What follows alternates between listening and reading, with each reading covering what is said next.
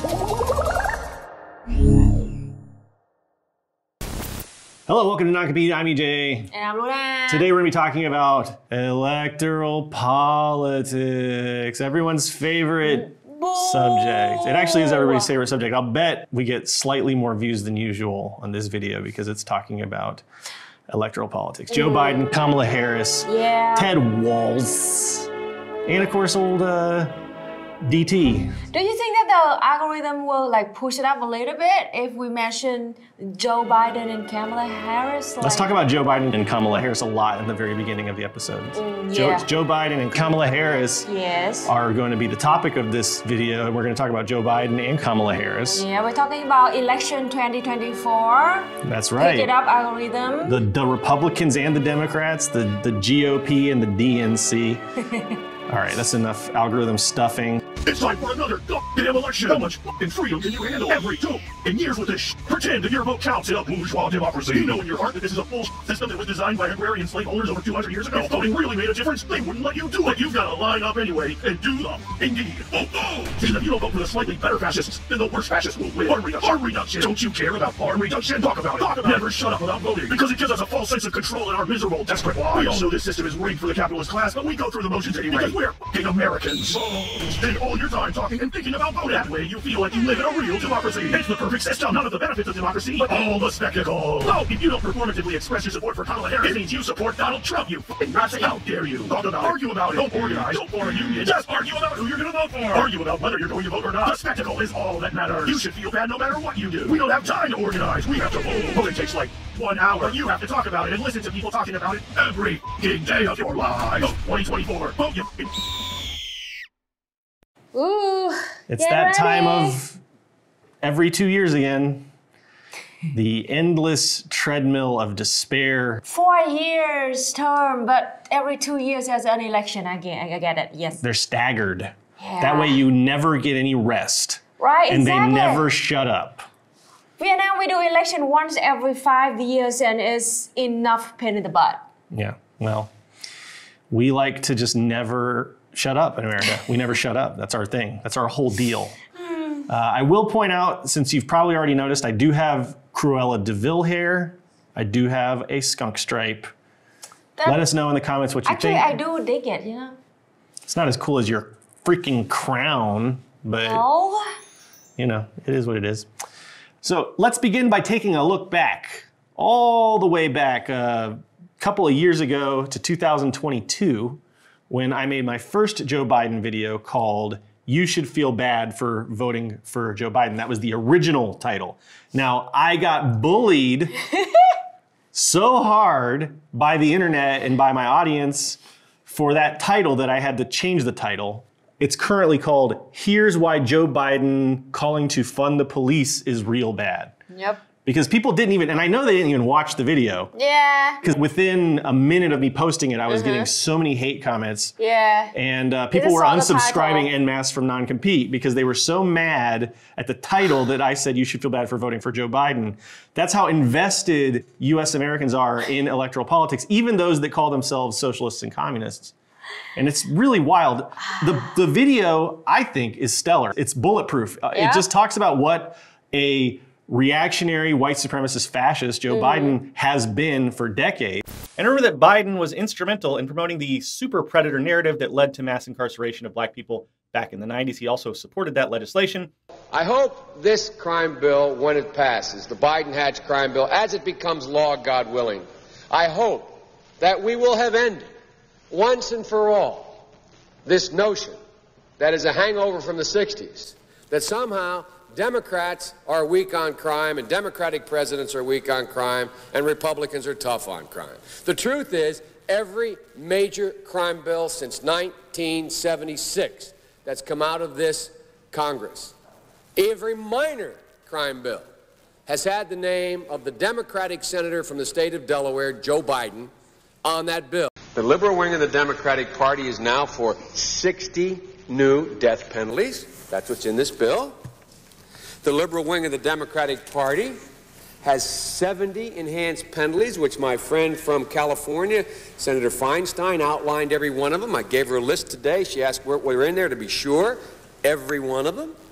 The liberal wing of the Democratic Party is for 100,000 cops. The liberal wing of the Democratic Party is for 125,000 new state prison cells. The liberal wing of the Democratic Party ain't the old wing I knew. So if that's what he defines as the liberal wing of the party, then I suspect I would hate to see the conservative wing of the party. We should all agree the answer is not to defund the police. It's to fund the police. Fund them. People really didn't like that video. Let's take a look at the chart. Here's the chart of the subscriber dip that I got from that video going live. Yeah, I lost a lot of subscribers. I had a lot of hate comments and a couple of nasty emails because of that video. So in May of 2023, about a year after I made that video, we had a lot of pundits in the media talking about how Biden was ending neoliberalism. Biden was ushering in a new era of liberalism and putting the dusty old ideology of neoliberalism behind us all. For example, here is an excerpt from one of those articles. Jake Sullivan changed the legacy of neoliberalism last Thursday in a speech at the Brookings Institution. Biden's national security advisor detailed the tenets of a new Washington consensus in global economic policy. One that would encourage state direction of development instead of punishing it. Keep that in mind. Strengthen labor standards instead of eroding them, sustain the climate instead of despoiling it, and reduce economic interdependence between rival powers instead of increasing it. Okay, that's really big words right here. That's from New York Magazine. The article's called "Biden Just Declared the Death of Neoliberalism." So as Jake Sullivan is working as sort of the ideological spokesman for the Biden administration, he's trying to outline this new vision for a new way of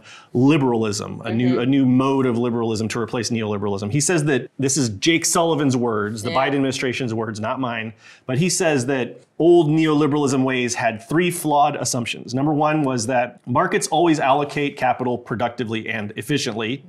Another was that all growth is good growth.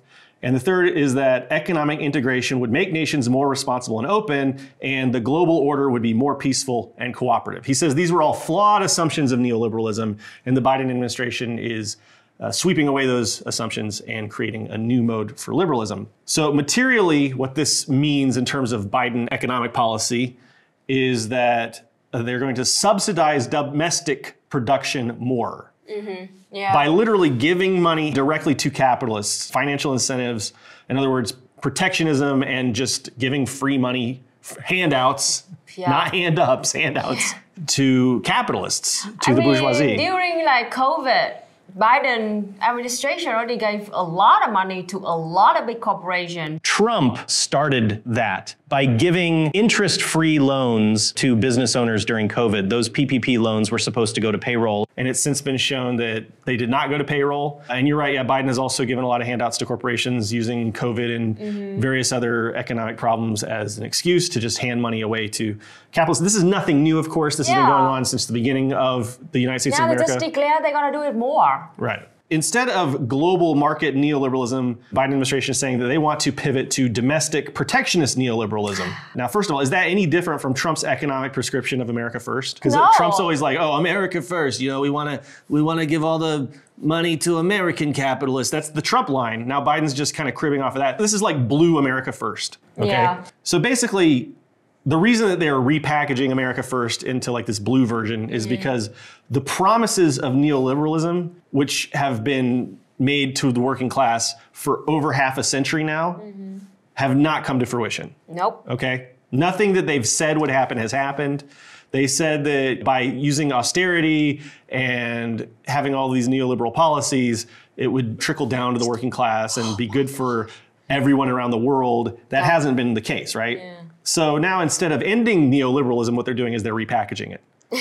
Now, of course, we all have to remember that Marx said that what the ruling class says doesn't matter. We have to look at what they do. And when we're analyzing history and current culture, you have to look at the material base first. That's like 101 dialectical materialism and historical materialism. I personally think that they have to repackage it and reframe everything because they've been kind of pushed into a corner by China and Russia and a lot of other countries that are no longer just completely dancing to the tune of the United States and are not holding up to the American narrative about how things are. So the horse is already out of the barn, and now they're trying to say that they let the horse out on purpose and they like it that way and it's good. Oh my gosh. It's like the "this is fine" meme, you know, with the dog in the fiery inferno of a house. You can't fire me, I quit. You can't fire me, I quit. That's exactly what the USA is doing right now. So yeah, China in particular and a lot of other nations have been forcing the USA to act differently and to change directions and pivot a little bit and become more protectionist and subsidize domestic industry in the USA more. And now they're pretending that it's all their idea. That was my idea. China didn't make me do this. I totally intentionally did it. Let's pause for a minute and make it clear that what the Biden administration says they're doing in ending neoliberalism, they're not actually doing. This is just a continuation of neoliberalism. Exactly. There are some little modifications to the ideological framing of it, but they're not really changing any of the relationships between workers, capitalism, and the state in any meaningful way. It's going to be the same configuration. Exactly. I mean, no matter what, they are Republicans or Democrats. I mean, they both capitalist party. Right. So what I'm relating to you right now is Biden's framing of everything, and then we'll go back later and deconstruct that framing. So Bidenism posits that industrial policy is the core answer to all of these problems that the US is facing right now through subsidies and direct public investment by giving money to capitalists. That's what that actually means, just to get rid of the doctrinal language there. The US government can channel capital toward forms of production that render US growth more sustainable and resilient to geopolitical shocks. I'm quoting the Biden administration here. This is the claim that they are changing the course and getting rid of neoliberalism by channeling capital in specific directions. So they're saying, oh, it doesn't have to be the free market untethered. We're going to tether it a little bit. So this is just lipstick on a pig. In Vietnam, you would say what? It's the new bottle. New bottle, old liquor. Yeah, this is the new bottle, the same old damn liquor. Another way to put it in a more dialectical materialist sense is there are ideological changes. In other words, there are changes to the rhetoric and the intellectual properties of how they're presenting their ideas, but there are no material changes. Materially, everything is going to be exactly the same. This is all just rhetoric. So Biden is saying that what neoliberalism means is the bourgeoisie lead and the state gets out of the way entirely. That's what Biden says neoliberalism is. Now, that's never been what the state has ever done. Okay, in the last 50 years, the USA has never gotten out of the way. They've always given handouts to capitalists. Remember the big bailout of 2007, 2008, 2009? Do we not remember that? Now that was like about as neoliberal as you can get. That was under George W. Bush. Yeah. And Barack Obama. You're gonna tell me that that was the state getting out of the way and letting the capitalists lead? I mean, the state was very much hand in glove working with capitalists. Why? Because it's a bourgeois state. That's what capitalism creates, is a bourgeois state. The USA is the seat of the imperialist empire. It's the biggest bourgeois state of them all. The Mac Daddy, as it were, bourgeois state. But Biden is saying that they're changing everything now because they're going to have the state intervene more in the market, which they're not. None of this is new, right? It's just they're changing the words around. It's all talk. Bidenism, if you want to call it that, this new form of liberalism. I really hate that word. Redefines things so that the state gives money to capitalists, then they lead. If you really boil it down and distill it, that's what they're saying. You know, all this fancy language about channeling capital towards forms of production that render US growth more sustainable, that just means giving money to this capitalist and not that capitalist for this project and not that project. They've always done that. Yeah. That's not new. They've been not at all. doing that. How long have they been giving money to Elon Musk, right? I mean, well over a decade. Yeah. They've been handing money over to Elon Musk and various other multi-billionaires. Yeah. So in reality, it's just the same material program repackaged in a metaphysical, ideological, rhetorical way. Yep, the same damn old liquor, just change a bottle of it. So in reality, in our real material world, the way that it has been for the last half a century and the way it will continue to be is the bourgeois state is a configuration in which capitalists rule society and the state and benefit from the state. And the workers get the short end of the stick, suffer. Yes, suffer, exactly. So that is not changing in the least, okay? They're changing the way that they talk about it with the Biden administration, but they're not changing the way they walk at all. If you've seen my video on neoliberalism, it developed out of a dialectical relationship between social liberalism, you can call it, like the FDR mode of having big government programs and social welfare, the welfare state, right? A dialectical relationship, contradiction between that and conservative austerity economics. Those two modes of thought, those two styles of capitalism contradicted one another, and out came third way neoliberalism. And that is not changing in the least. That's still the same configuration moving forward. It's still market driven. It's still capitalist led and ruled. It's still all based on giving capitalists control of our culture and our society and our social institution and our social welfare system. There's no kind of FDR style public works administration or anything like that. Although people are trying to compare Biden to FDR right now, which is funny. We will talk about that more. That is funny. Yeah. But let's go back to this article from The Intelligencer. The old Washington consensus punished developing nations. This is really relevant to you, Luna. Yeah. The old Washington consensus punished developing nations that sought to promote their export industries through state subsidization. So in other words, in the old way, the old neoliberal way, if a developing nation tried to subsidize their own domestic industry or have any kind of socialism where the state intervenes in the free market, they would be punished for it. The new status quo officially encourages such public investment, but also seeks to facilitate it by mobilizing trillions in investment into emerging economies. Again, this is all just rhetoric, because look at Vietnam. Luna has a video, if it's not out already, it will be out soon, about... On the 2nd of August 2024, the USA just officially announced that it will not recognize Vietnam as a market economy. And why is that? Well, they literally, Biden administration just announced that they punish Vietnam for subsidizing our export industries.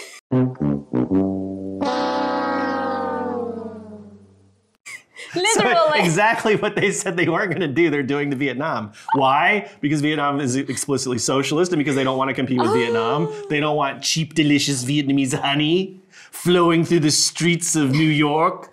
Imagine the scandal and the shock when Americans realize that Vietnamese make honey cheaper and more delicious. No, I'm not kidding though. What is it, like a 500%? Honey taxes is 412%. Because Vietnam is subsidizing their domestic industry. 412%. So we have them literally saying one thing and doing another. What Biden is saying here is, in America, we're going to start giving money to capitalists, to American capitalists, to improve American industry and make American jobs. Sounds trickle so down. much like American first. That money's going to trickle down to you. See, this is Reaganomics, okay? Biden is like Reagan again, okay? That trillions of dollars will somehow trickle down to you. We don't know how yet. You'll get a job. We're creating jobs. So the idea is America is going to start subsidizing American domestic industry. Now, this makes other countries nervous because America is the wealthiest nation in the world in terms of how much money there is in the economy. Yeah. And if the USA starts to actually subsidize its domestic industry, that's bad news for a lot of countries, right? Because like, how is, for instance, Europe going to be able to compete with that? Especially since their economy's in shambles right now in a lot of Europe right now. That's making people nervous. So the Biden administration is saying like, no, don't worry about it. We want you to do the same thing we're doing. But if it's a nation like Vietnam, which is socialist and very experienced in subsidizing domestic industry and has been doing it since the beginning of the socialist oriented market economy, the USA cannot compete with that, right? So it's like what's good for the goose is not good for the gander here. And it has never been good for the gander. They encourage to do that domestically, but they punish us for doing exactly that. It's all just rhetoric. Nonsense. It's all hot air. Yeah. Now, one other thing interesting about this article is that it's practically admitting that this is all literally a reactionary policy in the sense that it is reacting to China. Strip global Bidenism down to the provisions for which there is a genuine Washington consensus. In other words, not everyone actually agrees with Biden about this is what they're saying, you know, like especially the Republicans don't. And you're left with proposals for reducing US economic dependence on China and constraining that nation's economic development. Whatever its merits, this adds up to a decidedly less liberatory vision of global governments, and it's one that also entails significant risks. One of the big reasons that the Biden administration is saying that they want to change direction away from neoliberalism into this new global consensus Bidenism, or whatever the hell you want to call it, is because China's kicking the USA's ass really bad, economically speaking. Good to hear. And they're pretending that this is all their idea and that China hasn't backed them into a corner and forced them to start subsidizing American industry because it has just completely failed. Now, what's one big reason that American industry has failed in the last several decades? Capitalists, imperialists, have exported all those jobs to China and Vietnam and many other countries, but especially, of course, in particular China. They literally did this to themselves. Right. Now they are crying babies. And China out-competed them on the global market, and now they're screwed. So the biggest question here, my biggest question, where in this entire article, where in the statements made by the Biden administration, really, in material terms, not just lip service, are the workers? Where's the mention of the workers? What's in it for the workers here? Well, they don't give a damn about the workers. All they can say is that it's going to create jobs. That's all they can say. What does that mean when you create a job? For the capitalist, what does that mean? To exploit you. That's how capitalists get profit. If you read Capital by Karl Marx, he very laboriously walks you through the whole process and the whole reasoning for why capitalists can only make profits off of labor. I'm going to try now this is like, please just understand what I'm trying to do here is very difficult. I'm going to try to. The spirit of the words. Well, you need to go and read Capital if you truly, truly want to understand what I'm talking about here. And really, before you read Capital, I would, honest to goodness, recommend you read this book first.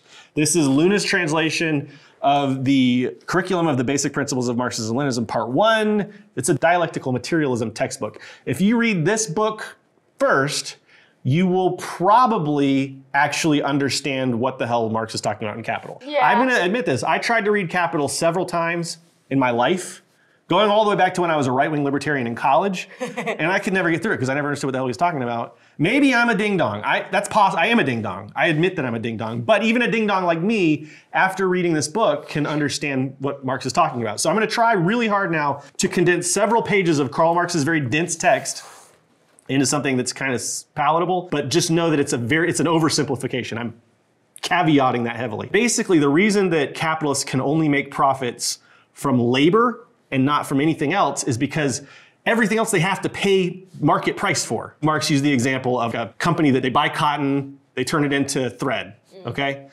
They have to buy the cotton on the market, just the same market as every other capitalist, all right? If Luna and I are both capitalists, we both own a thread company, I have to buy my cotton from the same market that she does. And that means we can't really compete or make too much more profit than the other from jacking up the price of the cotton. We can't do that. The market kind of regulates that and limits that. Whereas labor, because labor has been commoditized and because workers are exploited, you can pay them less than their labor value, okay? That's the only way that a capitalist can really make profit. If I hire Luna to work in my thread factory, I can pay her less than her labor value is worth. I take the difference, and that's called profit. That's a gross oversimplification. If you want to really understand what I'm talking about, go read Capital. So that's why job creation is so important to capitalists, because the more jobs they create, the more labor value they can rob from workers, and the more profits they make, and the more money they put in their vast store of wealth. That is why, big corporations in the United States and Europe also, they love building factories in the third world countries, because in those countries, they can just pay the workers less. They can have more profit. 100%. That's exactly why so many jobs have moved to developing countries from the USA. The only way for the USA to build any kind of industrial platform back up is to subsidize it by giving money directly to capitalists so that they can create jobs, which is just going to give them even more profit. So now let's switch focus to relationships. Let's talk about our relationship. Let's talk about relationships. Why? Because in dialectical materialism, in Marxism, how are things defined, Luna? By its internal and external relationships. That's right. We define things by relationships. And we look at things in terms of how they develop over time. And what drives development, Luna? Well, contradiction. Contradiction, which is the result of relationships. Bourgeois liberal philosophy, the kind of stuff that you learn in school, tries to define things based on characteristics. In Marxism, in dialectical materialism, we call that metaphysical thinking. We call that metaphysics. Metaphysics tries to categorize everything, split everything up into categories, and those categories are defined by their characteristics. Like Luna is a woman. She has dark hair. She wears glasses. Those are characteristics. That's how a bourgeois liberal philosopher might try to define Luna, right? In dialectical materialism, in Marxism, we define things by relationships and by the development that those relationships cause. Everything changes all the time. All that change is caused by relationships. So we would define Luna not by the color of her hair, not by the color of her skin or her creed, but by the relationship she has.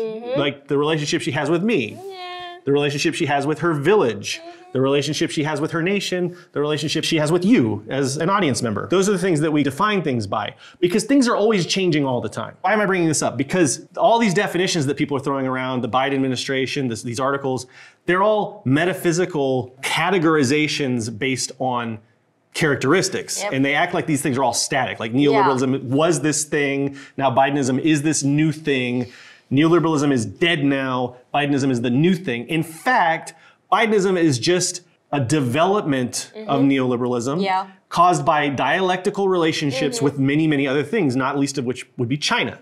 Okay, those are external relationships that are contradicting it.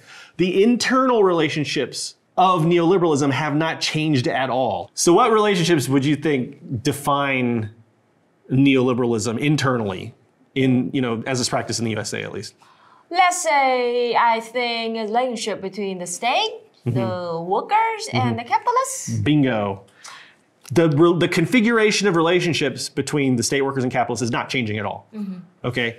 It's always been the capitalists, being the ruling class, pulling the levers of the state to benefit themselves, exploiting workers, and the state. That's how the USA is there to help the capitalists. So notice what Biden is not calling for. Okay, because what Biden's not calling for speaks volumes. The silence speaks volumes. Biden is not calling for building any kind of social safety or welfare programs for workers. That's really important to understand. So there's no return back to FDR-style social liberalism. There's no return to welfare state building. There's nothing like that in this package. There's nothing like that Biden's calling for. The only thing that he mentioned is creating jobs. That's it. That's the only bone he has to throw to workers, right? Because that's all they have. They're not giving anything else to workers. They're not supporting workers in any other way. It still relies entirely on private capitalists driving infrastructure, building infrastructure, and driving society forward through the mechanism of giving money directly to capitalists. Okay, so this is just welfare for capitalists. That's what this is. We already have a welfare state for capitalists. We're building a bigger one. We're making it stronger, and we're being more open about it. You're making it official and bigger. So let's look at my video on neoliberalism real quick. I love quoting myself. Instead of building out and enhancing social welfare programs, third way liberals advocate for scaling back those programs in favor of a so-called new capitalism that focuses on balanced state budgets and decentralization of government power. An emphasis is placed on personal responsibility, and workers are expected to take care of themselves. Public-private partnerships replace state welfare systems, and privately funded nonprofits and NGOs are expected to provide aid to people who are desperately in need. Instead of providing social benefits and social safety nets, states should instead focus on improving the labor market, job training, and education, preferably through private institutions, of course. Nothing has changed, okay? That video is almost 4 or 5 years old. Nothing that Biden is proposing changes any of those relations. An emphasis is placed on personal responsibility. Workers are expected to take care of themselves. None of that's changing. Public-private partnerships replace state welfare systems. That's not changing.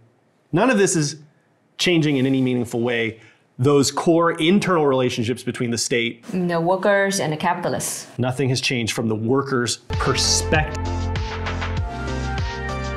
So what is perspective, Luna, in the dialectical materialist sense of the word? The point of view, the starting point, that from that point you will examine things and analyze things. The starting point of analysis. And another word would be worldview, I think, in the book, right? The worldview. So perspective matters. It's where you start your entire journey in trying to understand something and trying to wrap your hands around something and trying to change the world. Communism, Marxism, dialectical materialism, this philosophy is explicitly designed and developed from the perspective of the working class. The working class, workers. This whole Bidenist package doesn't take the working class perspective into consideration at all, except in so much as it promises to create jobs. That's the only It's the only point of contact. It's not even really a point of contact. It's an indirect point of contact. And that's the whole thing about neoliberalism, right? Because social liberalism, social welfare states, they directly had contact with the workers. If you look at what, for instance, FDR is a great example did, okay, and I don't like FDR, just to throw that out there right now. He's a rabid anti-communist. He said that his greater accomplishment than defeating fascist Japan and Germany was defeating communism in the USA and saving capitalism. That's something that FDR said himself. But he was a social welfare style social liberal, and his New Deal projects resulted in direct contact between the state and the workers and gave jobs directly to the workers from the state. Like they were paid by the state, right? Now, under neoliberalism, the way that paradigm has shifted is it's all very indirect. The state gives money and resources to capitalists, and then the capitalists are supposed to take care of the workers by giving them jobs. So from the workers' perspective, none of this is any different from the same neoliberalism we've always had. Yeah. It's only really changing from the perspective of American capitalists because it means they're just going to get even more money, more cookies handed to them. So this metaphysical, ideological reframing, this is what I want you to understand, doesn't change anything from the perspective of the worker. It only reframes this relationship between capitalists, the bourgeoisie, and the state. And it only changes it a little bit. And it only does it to benefit American capitalists a little bit more than the rest of the world. So what has Biden done throughout his tenure so far in material terms? Well, infrastructure. This is where Dems have tried to pretend that Biden has made the most anti-neoliberal gains, but in this $1.2 trillion infrastructure stimulus package that Biden put out, all of the money, basically, an overwhelming majority of it, is going to corporations, capitalists, construction companies, electric vehicle manufacturers, et cetera, capitalists. And then that money is expected to trickle down to workers. Again, we're back to Reaganomics, Bidenomics, Reaganomics. We're proposing legislation for an experimental effort to improve and develop our depressed urban areas in the 1980s and 90s.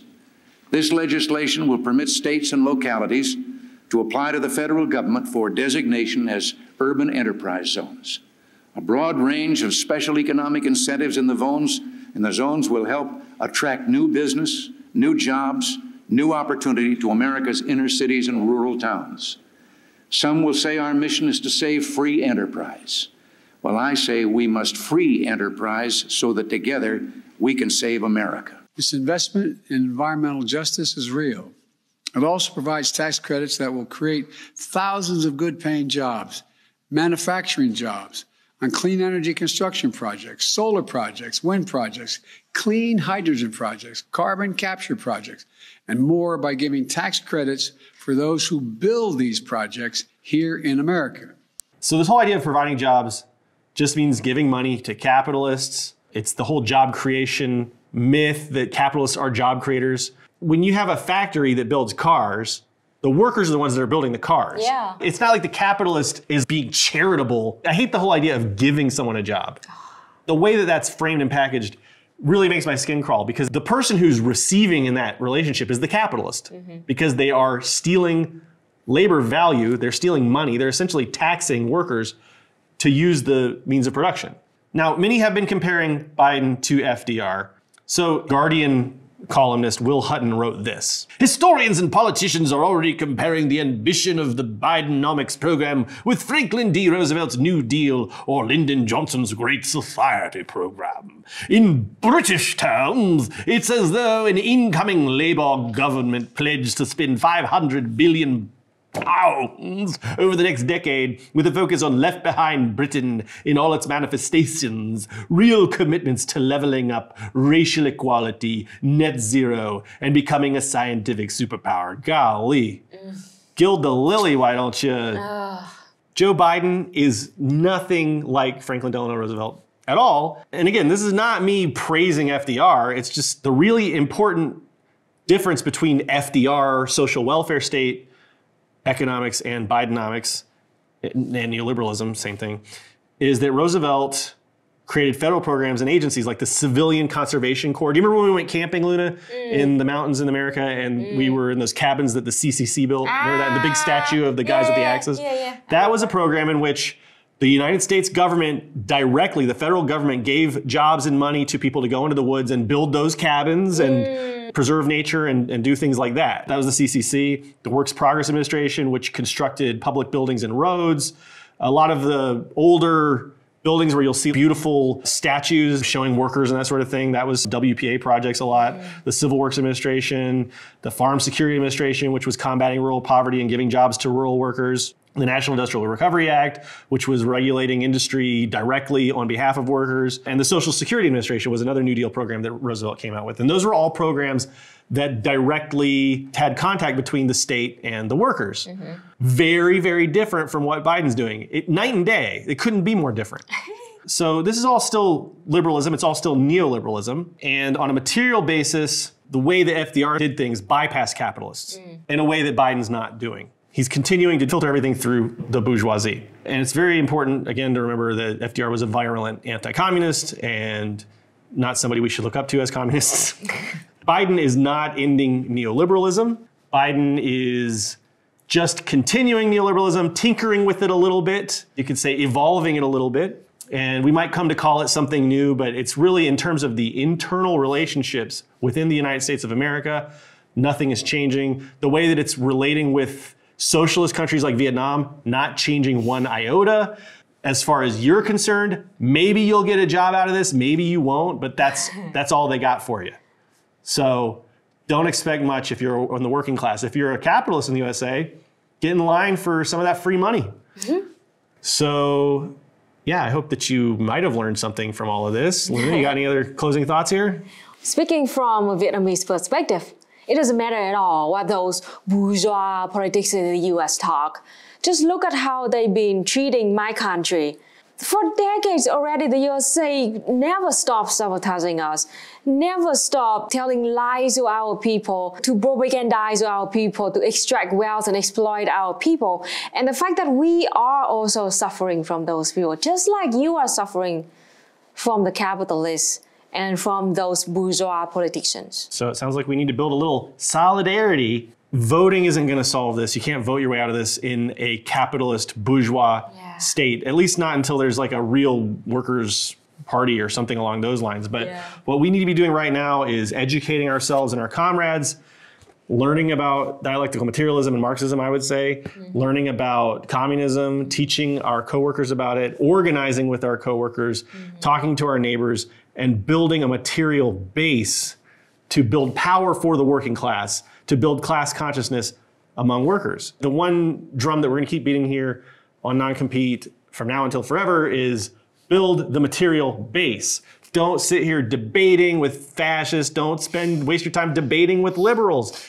Don't waste your time thinking about arguments to own liberals with. Educate yourself, organize yourselves, build programs and parties, and do stuff in the real world, in your communities, to build a material base for the working class. There are a lot more of us than there are of them. The only problem is that we have been propagandized so heavily that we lost our way as a working class. We were alienated so much from each other. Yeah, especially in the USA, we're very heavily alienated from one another. So get out there, start making some material change in your workplace, in your community, and in your own life. Now, that's my final thought to you. So yeah, thanks for watching. If you'd like, you can consider joining our camaraderie in Patreon. We have a free tier on Patreon, and we'll be launching a lot of bonus content there in the coming weeks. You can donate if you'd like. You can buy a copy of the book that Luna translated in print, or you can read the ebook for free. It's totally free at banyanhouse.org. And that's all for now. Please subscribe if you enjoyed this and you want to see more. See you next time. I'm EJ. I'm Luna. Bye. Take care of each other. Marx will make all the difference to auto workers in Detroit, lumberjacks in the Northwest, to hard-pressed farmers who harbor the simple wish for the Soviets to set this nation on course and help bring down the free marketplace system by dismantling America.